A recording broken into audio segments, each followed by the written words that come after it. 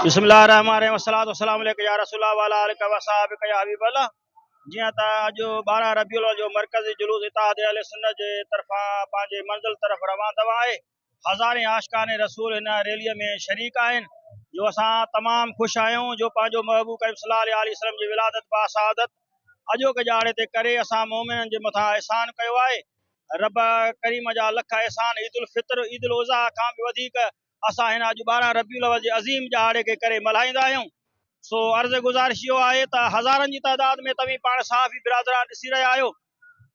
इंतिज़ामिया जे हवाले सां, इनक्रोचमेंट जे हवाले सां ऐं म्यूनिसिपल जे हवाले सां जेके इंतज़ामात आहिनि उहे नामुकमिल, जेके अॻिले साल हुया इंतज़ाम उन खां बि जेको आहे सो बदतर इंतज़ाम आहिनि।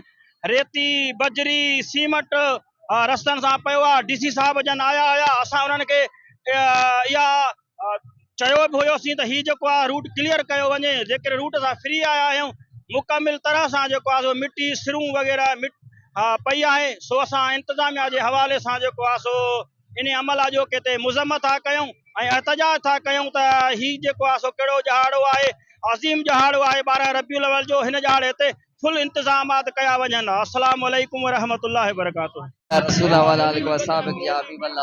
कि मोहम्मद से वफा अगर तूने तो हम तेरे हैं, ये दुनिया चीज़ है क्या लोह कलम तेरे हैं। अॼु ही भलारो ॾींहुं 12 रबीउल अव्वल जो ॾींहुं सभिनी खे जश्न ईद मिलाद नबी जूं मुबारकूं हुजनि। अहले वतन खे बिलख़ुसूस ही मरकज़ी रैली आहे असांजी, जेकी महिला नूरानी मस्जिद कंडे कुंड मां निकिती। हिन वक़्तु पंहिंजे रवायती रस्ते ते रूट ते गामज़न आहे। मुंहिंजे तरफ़ खां पूरे आलम इस्लाम खे जश्न ईद मिलाद नबी जूं मुबारकूं हुजनि। हिन में 4 वॼा जुलूस हुया।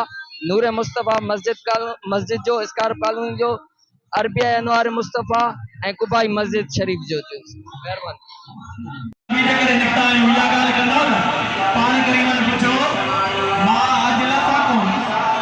मस्जिद में छो वेठा आहियो?